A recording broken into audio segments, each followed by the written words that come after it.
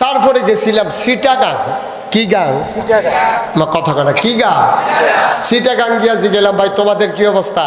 হুজুর ফিরের গোসল করা, হেই গোসলের পানি মুরিদরা বোতলও বইরা বাইক নিয়ে খায়। খাড়াস কারে কয় একটা মানুষের গোসল করাইলে কত জায়গা বাইয়া পানি যায়।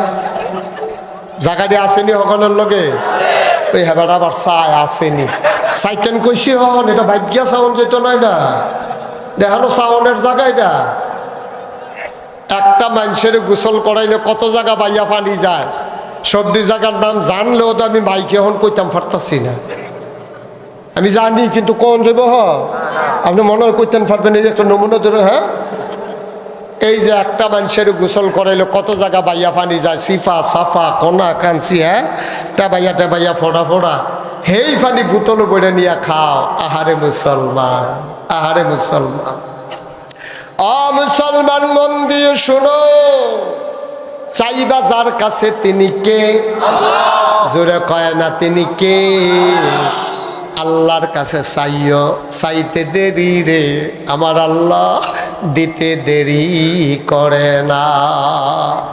দিল্লির বাদশাহ সম্রাট শাহজাহান, সম্রাট শাহজাহান, মাশাআল্লাহ সম্রাট শাহজাহান, দিল্লির বাদশাহ মসনদে বসে আছেন, বিরাট বড় রাজা। ওই জমানায় এক ভিক্ষুক রাস্তা দিয়ে আনে আর ভিক্ষা করে, ভাই একটা ফাই, ভাই একটা ফাই, ভাই একটা ফাই। এমনি এক ফাই ফাই করে ভিক্ষা করে। পুরানা মানুষ যারা তারা ফাই বুঝবে, এখনকার ছেলেরা পাই বুঝবে না। ফাই মানে হইলো 100 পয়সায় 1 টাকা। এই 100 পয়সারে কয় ফাই, পয়সারে কি কইতো? ফাই, 1 ফাই। এরকম 100 ফাইয়ে 1 টাকা।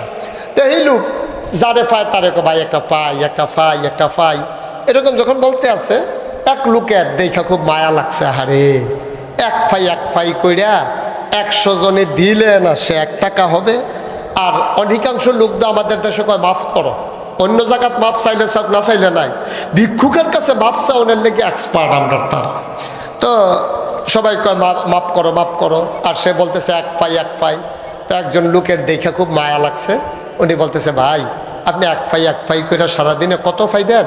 আমরা যে রাজা, ওনার মনে অনেক মায়া, আল্লাহ আল্লাহ কইরা ওনারে যদি গিয়ে ধরতে পারেন আর টিপ দিয়ে যদি একটা ফোঁটা চোখের পানি ফালাই দিতেন পারেন। মনে করলেন মোনাজাত যখন শেষ হয়েছে, ভিক্ষুক আস্তে করে মসজিদ থেকে বের হয়ে যাইতেছে। রাজমশাই ফিরা দেখে আছে কয়জন? সে আছে না চইলা যাইতেছে। এবার রাজা ডাক দিছে, এই এদিকে আসো। কার কাছে আইসলা? আপনার কাছে আইছিলাম। কত চইলা যাইতেছ কেন? এতক্ষণ তো আমি দোয়া করছি, কথা বলতে পারি নাই, এখন কথা বলো, কেন আসছো? কয় না আর দরকার নাই, বুঝ হইছে, আপনার কাছে আর আমার কোনো কথা নাই, যেই কারণে আসছিলাম এটা একটা বুঝ হইছে। কই কি বুঝ হইছে? কয় না সারছে তো, আর কি সারছে। কয় কি লেগে আইছিল? কইবা না? আরে মনে করছিলাম কমু না, আপনি যখন জিজ্ঞেসেন কই এই যাই, আইছিলাম ভিক্ষার লাগিয়া। তো কত চাও না? কই কেমনে চামু? আমি আইছিলাম ভিক্ষার লাগিয়া, আইয়া দেখলাম আমি আর কি ভিক্ষুক, আপনি তো আমার তো আরো বড় ভিক্ষুক। মানুষে কি ভিক্ষা সাউন্ড শুরু করলে এমনি চায়? আমি তো 1 ফাই চাই, আর আপনি যেমনি সাউন্ড শুরু করছেন আমার যেই মায়া লাগছে, থাকলে তো আমিও দিলাম হইলে। এইটাই করেন না আপনারা, রাজা হইয়া গোপনে কি কাম করেন? তো দিনে না ধরা পড়ছেন। রাজমশাই চোখের পানি ছেড়ে দিলেন, ডাক দিয়া কয়, বান্দারে, ও আল্লাহর বান্দা, আমি চাইছি আল্লাহর কাছে, তুমি চাইবা আমার কাছে, সমস্যাটা কি? আবার ভিক্ষুক কান্দে আর কয়, রাজমশাই আমি আসতে চাই নাই, আপনার কাছে আমার এক লোক পাঠাইছে, তবে আসার কারণে একটা উপকার হয়েছে।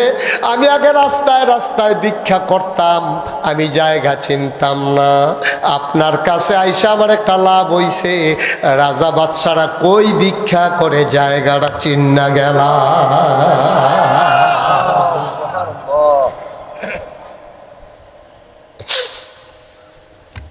এখন থেকে যদি ভিক্ষা করতে হয়, রাজারা যেই দরবারে ভিক্ষা করো ওই দরবারে ভিক্ষা করব, আর কোনোদিন রাস্তায় রাস্তায় না, মানুষের ঘরের দরজায় দরজায় না, জায়গা চিন্না ফেলছি। এই জায়গাটা আপনার জন্য যেমন, আমি রাস্তার ভিক্ষুকের জন্য তেমন। এই দরবারটা কার? তোমার আমার জন্য এই দরজা বন্ধ না খোলা? 2-1 ঘন্টা না 24 ঘন্টা? তাইলে সাইবা মাজারও গিয়া, ফিরার ফাও গিয়া, কার কাছে? আল্লাহর কাছে। ও মুসলমান,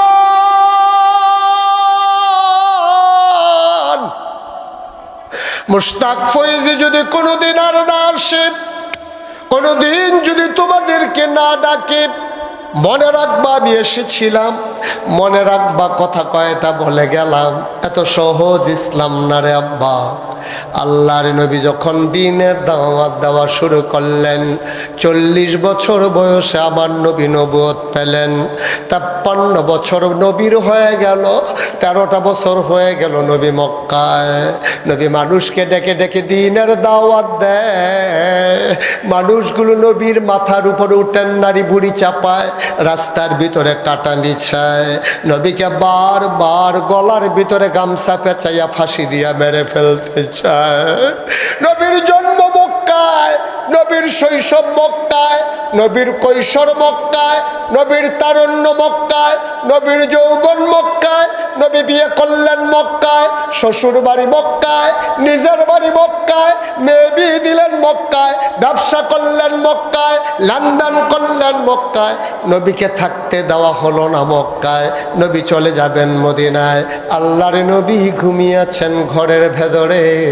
আল্লাহর ফেরেশতা জিবরাইল ঘুমন্ত নবীকে এসে ডাকলেন, আসসালাতু ওয়াসসালামু আলাইকা ইয়া রাসূলুল্লাহ, আসসালাতু ওয়াসসালামু আলাইকা ইয়া হাবিবাল্লাহ, আসসালাতু ওয়াসসালামু আলাইকা ইয়া শাফিয়াল মুজনুবিন, আসসালাতু ওয়াসসালামু আলাইকা ইয়া রাহমাতান লিল আলামিন।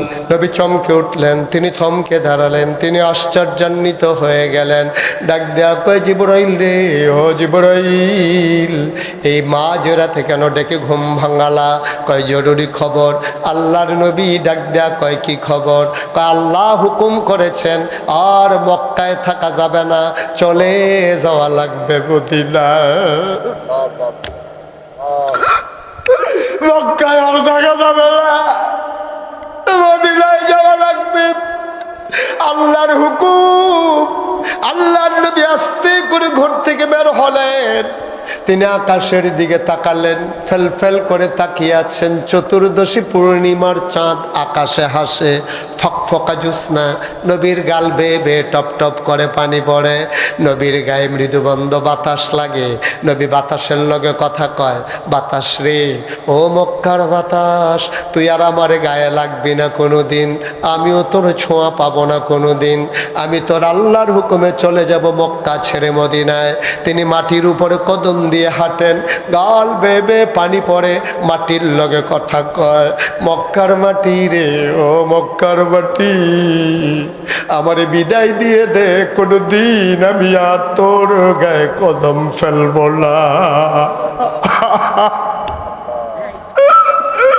আমি আর কোনোদিন তোর গায়ে কদম ফেলে হাঁটবো না। ও মক্কার মাটি, আমার বিদায় দিয়ে দেন মাটি। আল্লাহর নবী কাঁদতে কাঁদতে কাবার কিনারে গিয়ে দাঁড়ালেন। কাবাটে দেখে নবীর হু হু করে অন্তরটা কেঁদে উঠল। এই কাবার ভেতরে কত ঘুমিয়েছি, কাবার গায়ে হেলান দিয়ে কত বিশ্রাম নিয়েছি, কাবার সামনে রেখে কত নামাজ পড়েছি। আহারে কাবা, আহারে কাবা।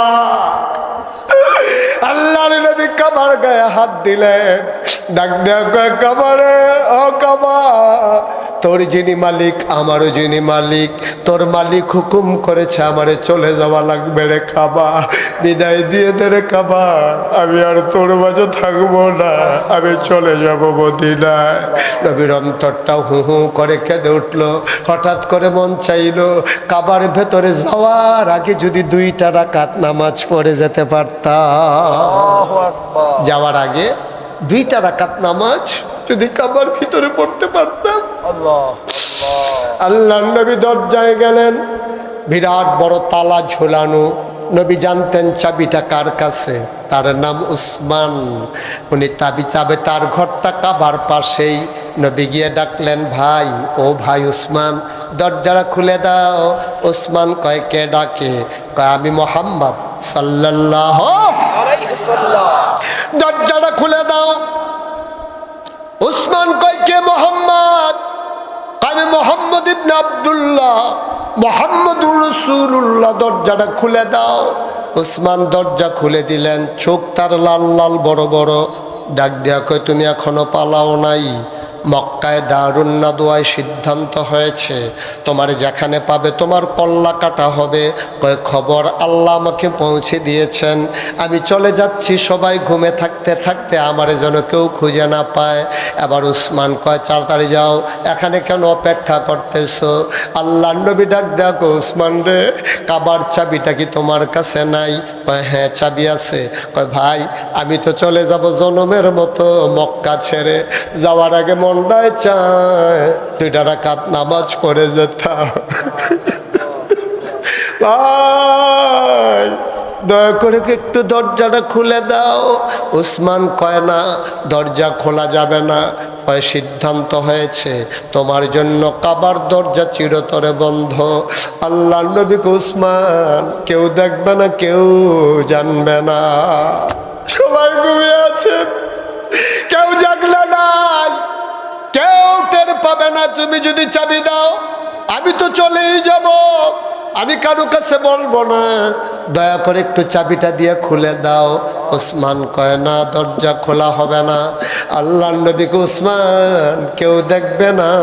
মাঝরাত, পাখিগুলো আপন নিরে ঘুমিয়ে পড়েছে, গরুগুলো গোয়াল ঘরে ঘুমায়, বেওয়ারিশ কুকুরগুলো নিরাপদ আশ্রয়ে, ছোট্ট শিশুরা মায়ের বুকে মুখ রেখে ঘুমায়, প্রিয়তম স্বামী প্রিয়তম স্ত্রীকে নিয়ে ঘুমায়, কেউ জাগনা নাই, দরজাটা খুলে দাও।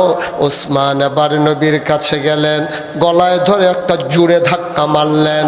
আল্লাহ নবী উল্টাইয়া পড়ে গেলেন। আল্লাহ নবী আস্তে করে উঠলেন, গায়ের বালুগুলো ঝাড়লেন, গাল বেয়ে বেয়ে নবীর পানি পড়ে। ডাক ডাক, ওসমান রে, ওসমান, কার গলায় হাত লাগাইছো? তুমি আমার চিনতে পারো নাই? কার গলায় হাত লাগাইছো?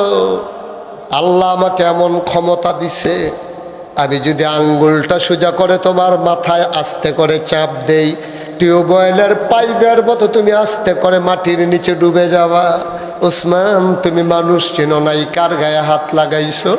আমি কি অপরাধ করছিলাম? কেন আমারে ধাক্কা দিলে, ফেলে দিলা? ইচ্ছে করলে আমি তোমারে প্রতিশোধ নিতে পারি। প্রতিশোধ নেওয়ার জন্য আল্লাহ পাঠায় নাই, আল্লাহ নিজেই বলে দিয়েছেন। সবাই পড়েন, ওয়ামা আরসালনাকা ইল্লা রাহমাতাল লিল আলামিন। কি মজার আয়াত! এই আয়াতটা যখন আমি একাকি পড়ি, শুধুই গাল বেয়ে পানি পড়তে থাকে। মজা করে মধুমাখা কণ্ঠে বাড়িঘরের চিন্তা ছেড়ে দিয়ে আবার সবাই পড়ি, ওয়ামা আরসালনাকা ইল্লা রাহমাতাল লিল আলামিন। আল্লাহ কয়, আল্লাহ হইলেন রব, আর আমার নবী হইলেন সবার জন্য রহমত। কি সুন্দর করে কোরআন শরীফ আল্লাহ নবীকে পরিচয় করায়। ফাবিমা রাহমাতিন মিনাল্লাহ, ফাবিমা রাহমাতিন মিনাল্লাহ, ফাবিমা রাহমাতিন মিনাল্লাহি লিনতা লাহুম ওয়ালাউ কুনতা ফাজ্জান গালিজাল কলব লানফাদ্দু মিন হাওলিক ফা'ফু আনহুম ওয়াস্তাগফির লাহুম ওয়াশাফিরহুম ফিল আমর ফাইজা আযমতা ফাতাওয়াক্কাল আলাল্লাহ ইন্নাল্লাহা ইউহিব্বুল মুতাওয়াক্কিলিন। সুবহানাল্লাহ বলবেন। রামগতির মুসলমান, গভীর মনোযোগ। বয়ারচর নাসির সমাজের ভাইয়ারা, কোনোদিন তোমাদের কাছে আসি নাই, আর কোনোদিন আসবো কিনা জানি না, কয়েকটা মিনিট সময় আমারে দাও। আল্লাহর নবী কান্দে, উসমান রে আমি কি অন্যায় করছিলাম রে উসমান, কোনোদিন কাউরে একটা ধমক দেই নাই, কোনোদিন কারো দিকে চোখ বড় বড় করে তাকাই নাই। ওসমান, আমি ইচ্ছে করলে এখন তোর প্রতিশোধ নিয়ে নিতে পারি, কিন্তু আমি তো প্রতিশোধের নবী না রে উসমান, কেন আমার এমন করে ধাক্কা মারলি? শোনো শোনো শোনো, আমি কিচ্ছু বলবো না, শুধু একটা কথা বলে যাই, জনমের জন্য মদিনায় যাচ্ছি না, সামান্য কয়টা দিন অপেক্ষা করো, আল্লাহর গোলাম আবার মক্কায় ফিরে আসবে।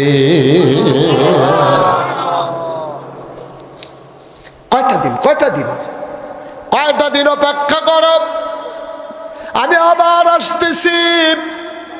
আজকে যেই চাবির জন্য গলায় ধরে ধাক্কা মেরেছ, সেই দিন চাবি নিয়ে তুমি উসমান আমার পেছনে পেছনে দৌড়াইবা, সেই দিন আমার পেছনে পেছনে চাবি নিয়ে দৌড়াইবা। আমি আসতেছি। আল্লাহ নবী চলে গেলেন, কয়েকটা বছর চলে গেল, 10,000 সাহাবা নিয়ে আমার নবী ওই মসজিদে আয়েশার নিকট দিয়া, মসজিদে মুআল্লা, মাকবারাতুল মুআল্লা, জান্নাতুল মুআল্লা, আম্মা জান খাদিজা যেখানে ঘুমিয়ে আছেন, মক্কার যে কবরস্থান, ওই কবরস্থানের পাশ দিয়া 10,000 সাহাবা নিয়া নবী ঢুকতেছেন। একজন লোক চিৎকার করে ঘোষণা দিল, কেউ যদি তোমরা নবীকে ভয় পাও, যার যার ঘরের ভিতরে ঢুকে যাও, আল্লাহর নবী আক্রমণ করবে না, কেউ অস্ত্র ধরলে জেনে রাখো তাকে 2 টুকরা করা হবে। সব অস্ত্র ফেলে দিল, সবাই এসে আবার কাবার কেনারে জড়ো হয়ে গেল, যার যার ঘরের ভিতরে সবার বন্দী। আল্লাহর নবী আগাইতেছেন মসজিদে জান্নাতুল মুআল্লা, মাকবারাতুল মুআল্লা, কাবা এখনো অনেকটা দূরে। নবী আম্মাজান খাদিজার কবরের পাশ দিয়া যখন কাফেলা নিয়ে আসতেছেন, হঠাৎ করে নবীর ওঁটটা তিনি থামিয়ে নিলেন। কেতাবে এসেছে, নিচু হতে হতে নবীর থুতনি মুবারক বুকের কাছে লেগে গেছে, চোখের পানি দিয়া পাঞ্জাবি মুবারক ভেজে গেছে। নবী বসে বসে কাঁদতেছেন, গাল বেয়ে বেয়ে টপ টপ করে পানি পড়ে।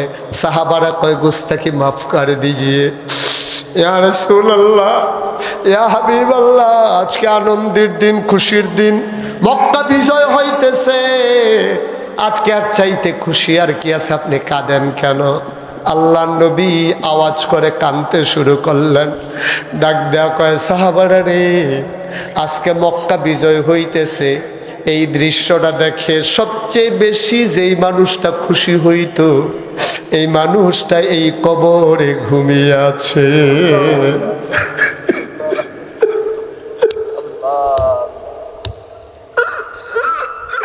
সবচেয়ে বেশি খুশি হইতো যেই মানুষটা, এই মানুষটাই কবরস্থানে ঘুমায় রে সাহাবারা। তোমাদের আম্মা খাদিজা বারবার বলতো, কোন দিন মক্কা বিজয় হবে, কোন দিন কলেমা খচিত পতাকা পথ পথ করে উড়বে। তোমার আম্মা বারবার আমাকে বলতেন, আমি বলতাম খাদিজা হবে হবে হবে, তুমি টেনশন কইরা না, হবে। আজকে ঠিকই মক্কা বিজয় হইল, আমার খাদিজা আর দেখলো না। মক্কা তো বিজয় হইল, আমার খাদিজা তো দেখলো না। এই কষ্টটা আমি নবীর আর সহ্য হয় না। সাহাবারা কয়, গুস্তাকি মাফ কর দিজিয়ে, নবী গো বেয়াদবি মাফ করবেন, চলেন সামনের দিকে। টেনে টেনে নবীরে কাবার কেনারে নিয়ে যাওয়া হলো, নবীকে আস্তে করে ধরে নামানো হলো। নবী যখন উটের পিঠ থেকে নামলেন, ওই চাবিওয়ালা, কথা মনে আছে নাকি? চাবিওয়ালা উসমান হাত দুইটা এমন করে ধরে রেখেছেন, আঙ্গুলের ফাঁকে চাবিটা আছে। আল্লাহ নবী কয়, তুমি সেই চাবিওয়ালা না, ওই যে রাতের বেলা আমারে ধাক্কা দিয়ে ফেলে দিছিলা, তুমি সেই চাবিওয়ালা না, ওই বলছিলাম দরজাটা খুলে দাও, তুমি যে আমার গলায় ধরে ধাক্কা মারছিলা তুমি সেই চাবিওয়ালা না? চাবিওয়ালা কয় না ইয়া রাসূলুল্লাহ, সেই চাবিওয়ালা এই চাবিওয়ালা এক না। নবীজি কয় ফাঁকি দাও, মিথ্যা বলো, আমি কি তোমারে চিনি নাই? তুমি তো সেই চাবিওয়ালা। আবার চাবিওয়ালা কয় না ওই চাবিওয়ালা আর আজকের চাবিওয়ালা এক মানুষ না। আমাকে ফাঁকি দাও, মিথ্যা বলো। আবার চাবিওয়ালা হাউমাউ করে কাঁদতে শুরু করলেন। ডাক দেয়া কয় নবী গো, যেই চাবিওয়ালা আপনারে ধাক্কা মেরেছে তখন সেই মানুষটা ছিল কাফের, আর আজকে যে চাবি নিয়ে দাঁড়াই রইছে এই মানুষটা অনেক আগেই মুসলমান হয়ে গেছে। বাংলার মানুষ, তোমরাও স্বপ্ন দেখো কখন বাংলাদেশে ইসলাম কায়েম হবে, ইসলামের পতাকা কখন পথ করে উঠবে। হাজারো প্রাণের বিনিময়ে, শহীদের নজরানার বিনিময়ে, নেতাদের ফাঁসির বিনিময়ে যেই জমিনে হাজারো শহীদের রক্ত পড়েছে এই জমিন কখনো পরাধীন থাকতে পারে না, ঠিক কিনা? জমিন উর্বর হয়েছে শহীদের রক্তের পিপাসা দিয়ে, রক্ত দিয়ে জমিনের পিপাসা মিটানো হয়েছে। সুতরাং সেই জমিনে মুসলমানের রক্ত পড়েছে, এই জমিনে কোরআনের আইন ছাড়া আর কারো আইন চলবে না, ঠিক কিনা বলো? শুধু সময়ের অপেক্ষা মাত্র।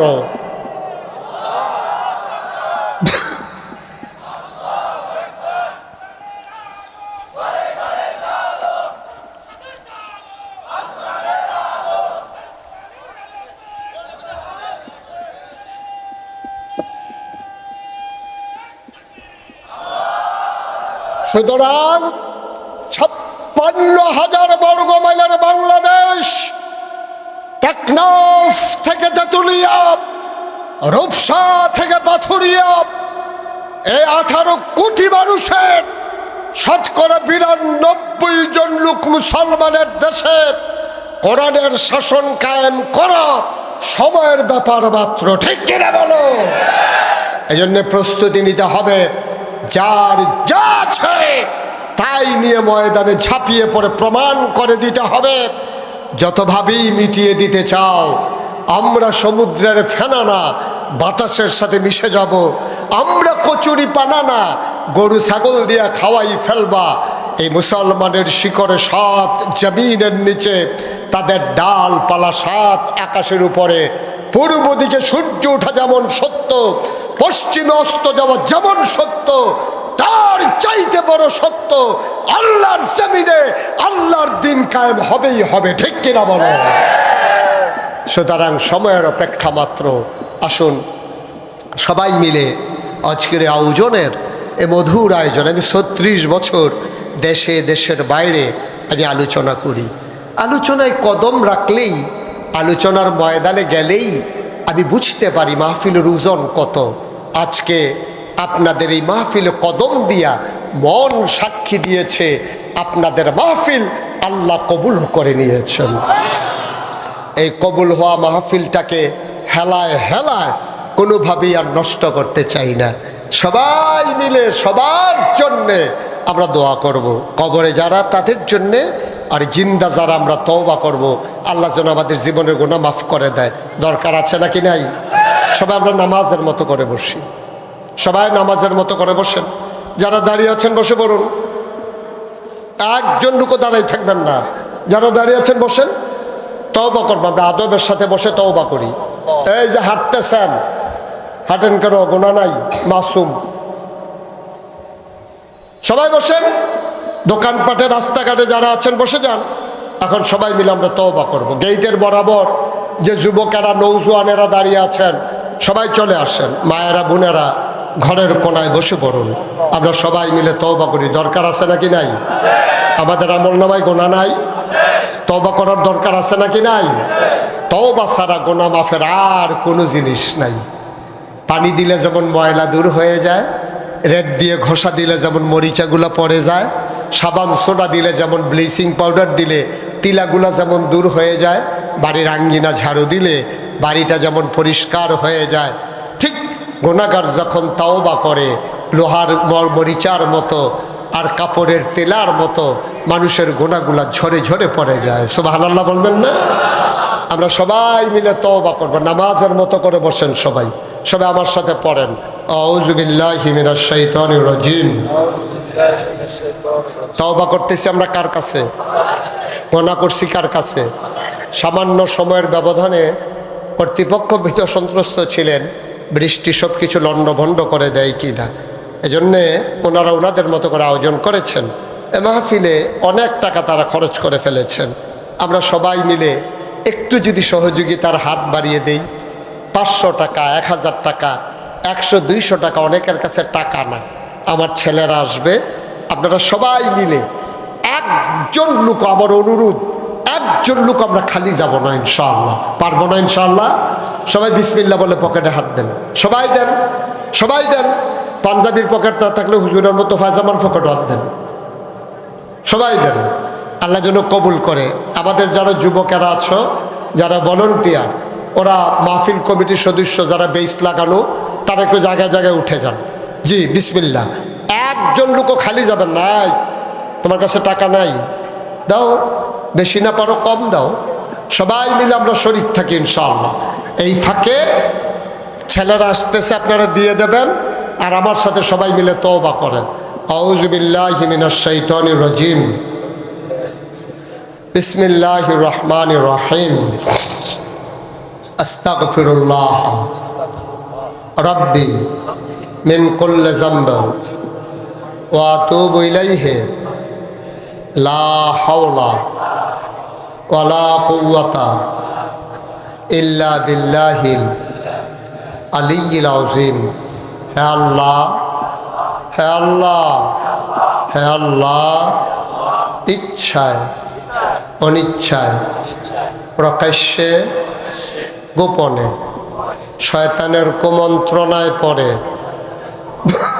নফসের তাড়নায় পড়ে জীবনে যত গুনাহ করেছি, কবিরা সগীরা শিরক বিদআত, সমস্ত গুনাহ থেকে খালেস অন্তরে তওবা করতেছি। হে আল্লাহ, হে আল্লাহ, হে আল্লাহ, গুনাহ মাফ করে দাও, তাওবা কবুল করে নাও। আশহাদু আল্লা ইলাহা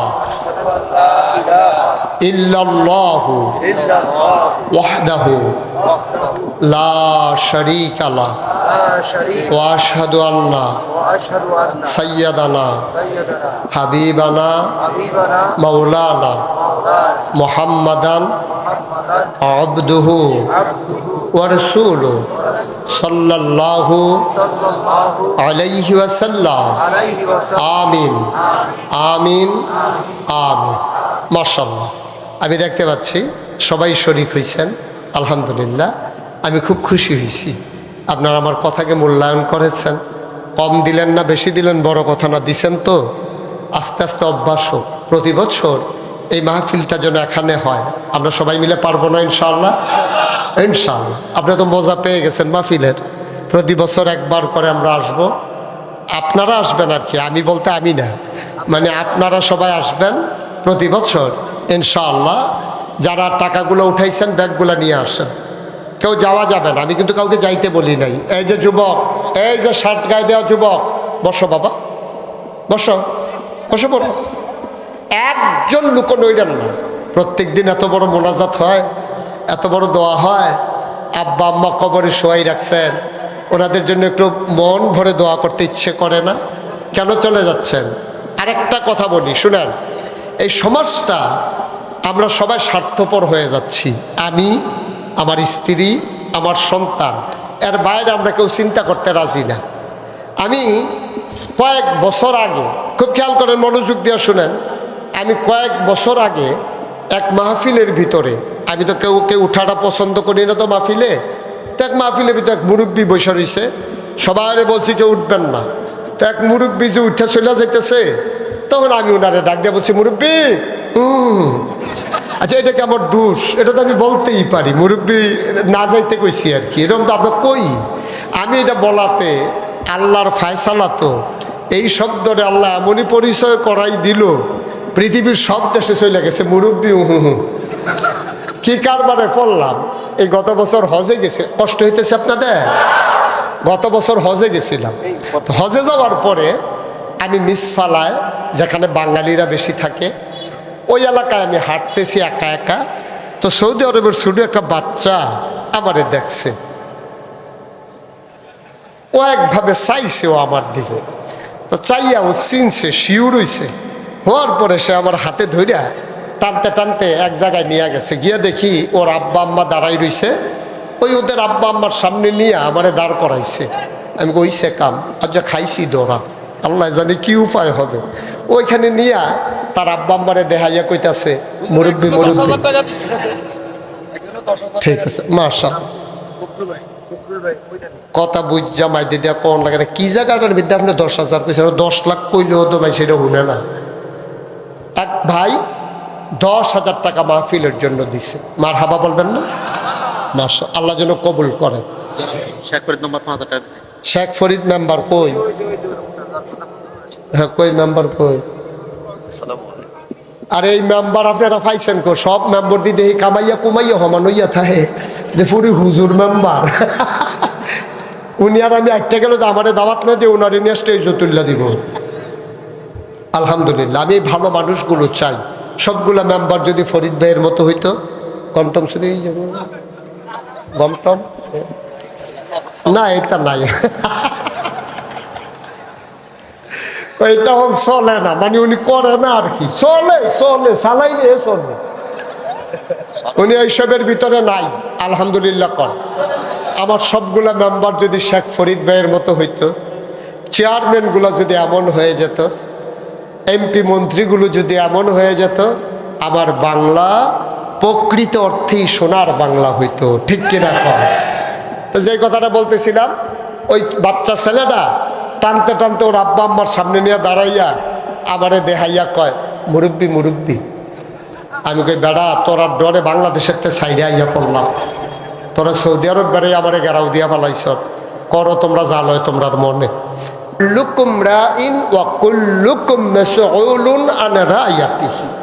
তোমরা সবাই রাখাল, জবাব দিতে হবে রাখালির ব্যাপারে।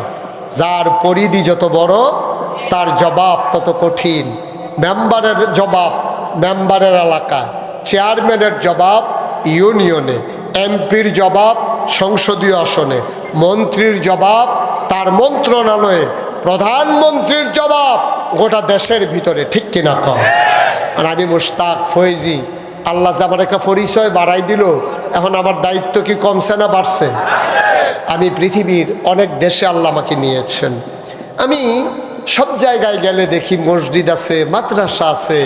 গোটা পৃথিবীতে একটা ফ্রি হাসপাতাল পাই নাই আমি যত জায়গায় গেছি। বাংলাদেশে সরকারি হাসপাতালে 10 টাকা টিকিট কাটতে হলেও ঢোকা লাগে। আমি চিন্তা করলাম আল্লাহ যেহেতু আমার পরিচিতি বাড়াই দিছেন, এই কাজটা আমি শুরু করবো ইনশাআল্লাহ। আমি ইনশাআল্লাহ ফ্রি একটা হাসপাতাল করে দেব। আমি না থাকলেও খেটে খাওয়া মানুষ যেন চিকিৎসা নিতে পারে। সুবহানাল্লাহ বলবেন না? আমি ইঞ্জিনিয়ারদেরকে ডাকালাম, আমি বললাম যে একটা বড় হাসপাতাল করবা, নিচতলা, দোতলায়, 3 তলায় মসজিদ। ওরা ড্রয়িং করে নিয়ে আসলো, দেখলাম বিশাল আয়োজন। আমি বললাম এটা কত বড়? ওই যে হুজুর এইটা কত বড় আপনি একটা আন্দাজ করলে বুঝবেন যে মসজিদ হবে দোতলায়, 3 তলায়, নিচতলায় হবে হাসপাতাল। এই মসজিদে একসাথে নামাজ পড়বে 6,000 লোক। নিচতলায় হাসপাতাল হবে, 50 শতক জায়গা মসজিদের ভেতরে ঢুকে যাবে, হাসপাতালের ভেতরে। বলে বলে কি এই জায়গা পাবো কই? হুজুর আপনার তো অনেক জায়গা টায়গা আছে, কেনা একটা জায়গা দিয়ে দেন। তা আমি কম দামে একটা জায়গা কিনছিলাম, এখন এই যার দাম বাজার মূল্যে 1.5 কোটি টাকা। আমি বললাম ঠিক আছে, আমার এই 1.5 কোটি টাকা দামের জায়গাটা আমি হাসপাতাল আর মসজিদের জন্য দিয়ে দিলাম। আলহামদুলিল্লাহ বলবেন না? আমি বললাম এবার বলো মসজিদটা করতে কত লাগবে, হাসপাতাল? হুজুর এটা করতে লাগবে 30 কোটি টাকা। কয় কোটি? 30 কোটি। আমি খুব ভয় পাইলাম, আমি গরিব মানুষ, এত টাকা দেবো কোত্থেকে? হুজুর একটা নিয়ত করেন, তখন আমি নিয়ত করলাম, আল্লাহ 1 বছর মাহফিল করে যত টাকা হাদিয়া পাই, ড্রাইভারের বেতন, গাড়ির তেল খরচ, পারিবারিক টুকটাক খরচ বাদ দিয়া যত টাকা আমার কামাই হবে সবটা আমি মসজিদে হাসপাতালে দিয়ে দেব। আপনাদের এই ছেলেটা আমাকে দাওয়াত দেওয়ার জন্য গেছিলেন না আপনি, তারা আরও অনেক লোক মিল্লা আমাকে গেছিল। তখন ওনারা দেখে আসছে, আমি চিন্তা করলাম ইনশাল্লাহ করব মসজিদ। 1 বছরের টোটাল মাহফিলের কামাই আমি আমার মসজিদে দিয়ে দেবো ইনশাআল্লাহ। আমি 1 বছরে জমাইলাম 25 লক্ষ টাকা। পাইলাম ড্রাইভারের বেতন, গাড়ির তেল, আনুষঙ্গিক খরচ বসেন দিয়া বাদ দিয়া জমাইলাম 25 লাখ। শুরু করলাম মসজিদের কাজ। 24 সালের জুন মাসের 1 তারিখ একতলার ছাদ দিয়ে ফেললাম। 25 সালের সেপ্টেম্বরের 19 তারিখ দোতলার ছাদ দিয়ে ফেললাম। আজকে পিলারগুলো উঠে গেছে, 3 তলার ছাদ হবে। ইঞ্জিনিয়ারকে জিজ্ঞেস করলাম কত লাগবে, কয় যে হুজুর 35 টন রড লাগবে, 40,000 ইট লাগবে, তারপরে আপনার 1500 বস্তা সিমেন্ট লাগবে, রাজমিস্ত্রি খরচ 50 লাখ, আরও আনুষঙ্গিক পাথর সিলেকশন মিলাইয়া প্রায় 1.5 কোটি টাকা। আমি দেশের বাইরে ছিলাম 1 মাস, সৌদি আরবে Dammam, Jubail, Mecca, Medina, Taif, আতেফ, তারপরে আপনার রিয়াদ, তারপরে জেদ্দা, এই 8 শহরে আমি সফর করেছি। ওখান থেকে গিয়েছি মালয়েশিয়া। আল্লাহর খাস মেহেরবানি, মসজিদ তিল তিল করে দাঁড়িয়ে গেছে। আপনারা যদি বলেন যে হুজুর টাকা পাইলেন কই, এক ভিক্ষুক, ভিক্ষা করা মহিলা সন্ধ্যার সময় মসজিদের কাছে দিয়ে যাইতেছে, তো ছেলেরা খেলতেছে, জিজ্ঞেস দেয় ফিরসা হুজুর এটা এত বড় কি বানায়, কয় যে মসজিদ আর হাসপাতাল। কয় একটা টুকরি আনো, খাড়ি টুকরি ওরা আনছে। পরে মহিলা সারাদিন ভিক্ষা কইরা যে চাউলগুলা পাইছে সবগুলা চাউল মহিলা এই টুকরির ভিতরে ঢাইলা দিছে। তো বাচ্চারা বলতেছে এগুলো দিছেন কেন? ও হুজুর এত বড় কাজ করতে আছে, আমি তার টাকা টুকা দিতে পারবো না, সারাদিন ভিক্ষা কইরা যেই চাউলগুলা পাইছি এইগুলা দিয়া দিলাম, হুজুরে বইল আমার জন্য দোয়া করতে। সুবহানাল্লাহ বলবেন না? আজকে আমি মাদ্রাসা থেকে বের হয়েছি দুপুরবেলা, আমি হিসাবটা একটু টান দিয়া দেখলাম 6,92,00,000 টাকা আজকে পর্যন্ত আল্লাহর খাস মেহেরবানি মসজিদের পেছনে খরচ হয়ে গেছে। আলহামদুলিল্লাহ বলবেন না? আমি আপনাদের জন্য দোয়া করব। দোয়া করার আগে আমি আপনাদের কাছে দোয়া চাই। আমার এই স্বপ্নের মসজিদ, আমি ঘুমাইতে গেলে ঘুমাইতে পারি না, স্বপ্নে দেখি মসজিদ। আমি খাইতে গেলে চোখের সামনে মসজিদ ভেসে ওঠে। সবাই মিলে আমার এই মসজিদটার জন্য দোয়া করেন। আমি যেন এই মসজিদটা কইরা তারপরে যেন আমার মরণ হয়, এর আগে যেন আমার মৃত্যু আল্লাহ না দেন, আমি যেন মসজিদটা করে মরতে পারি। আল্লাহ যেন কবুল করে, সবাই পড়ে না আমিন। জি